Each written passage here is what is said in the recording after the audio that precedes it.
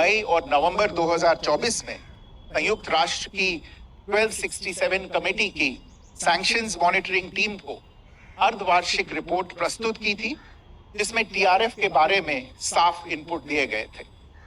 इससे पाकिस्तान स्थित आतंकवादी समूहों के लिए कवर के रूप में टीआरएफ की भूमिका सामने आई थी। इससे पहले भी दिसंबर 2023 में भारत ने इस टीम को लश्कर-ए-तैयबा और जैश-ए-मोहम्मद के बारे में सूचित किया था, जो टीआरएफ जैसे छोटे आतंकवादी समूहों के माध्यम से अपनी गतिविधियों को संचालित कर रहे हैं।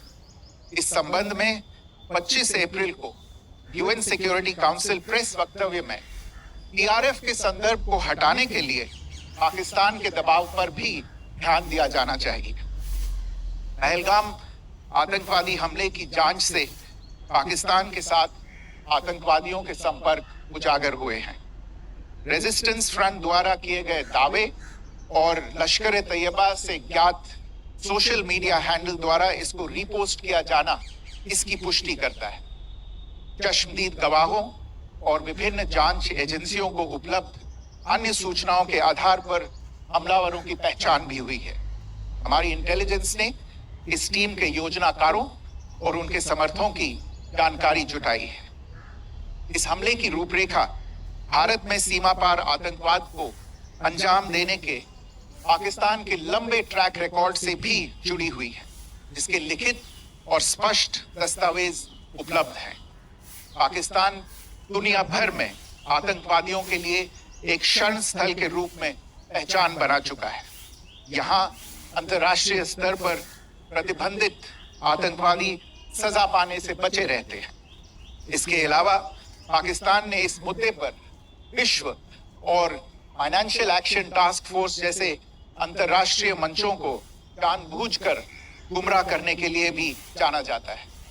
साजिद मीर का मामला, जिसमें इस आतंकवादी को पाकिस्तान ने मृत घोषित कर दिया था और फिर अंतर्राष्ट्रीय दबाव के परिणाम स्वरूप वो जीवित पाया गया, इसका सबसे स्पष्ट उदाहरण है। ये स्वाभाविक है कि पहलगाम में हुए इस हमले से जम्मू और कश्मीर के साथ साथ भारत के अन्य भागों में भी आक्रोश देखा गया। हमलों के बाद भारत सरकार ने स्वाभाविक रूप से पाकिस्तान के साथ संबंधों को लेकर कुछ कदम उठाए। आप सभी उन निर्णयों से अवगत हैं जिसकी घोषणा 23 अप्रैल को की गई थी। तथापि ये आवश्यक समझा गया कि 22 अप्रैल के हमले के अपराधियों और उनके योजनाकारों को न्याय के कटघरे में लाया जाए। हमलों के एक पखवाड़े के बाद भी पाकिस्तान द्वारा अपने क्षेत्र या अपने नियंत्रण वाले क्षेत्रों में आतंकवादियों की इंफ्रास्ट्रक्चर के विरुद्ध कार्यवाही करने के लिए कोई स्पष्ट कदम नहीं उठाया गया है। उल्टे वो इनकार करने और आरोप लगाने में ही लिप्त रहा है। पाकिस्तान आधारित आतंकवादी मॉड्यूल्स पर हमारी खुफिया निगरानी ने संकेत दिया है कि भारत के विरुद्ध आगे भी हमले हो सकते हैं। अतः इनको रोकना और इनसे निपटना दोनों को बेहद आवश्यक समझा गया। आज सुबह, जैसा कि आपको ज्ञात होगा, भारत ने इस तरह के सीमा पार हमलों का जवाब देने और उन्हें रोकने तथा उनका प्रतिरोध करने के अपने अधिकार का प्रयोग किया है।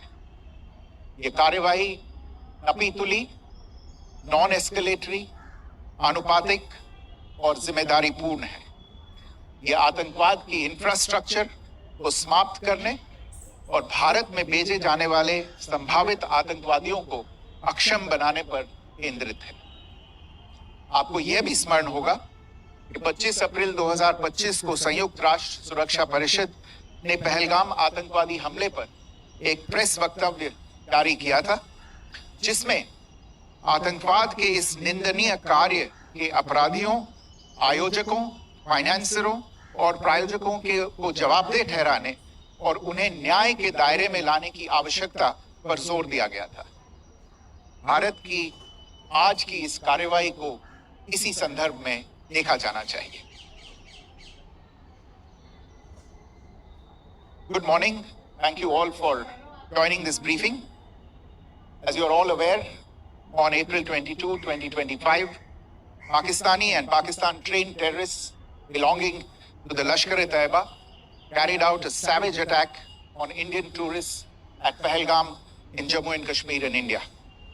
They murdered 26 people, including one national of Nepal, causing the largest number of civilian casualties in a terrorist attack in India since the 26 November 2008 attacks in Mumbai. The attack in Pahalgam was marked by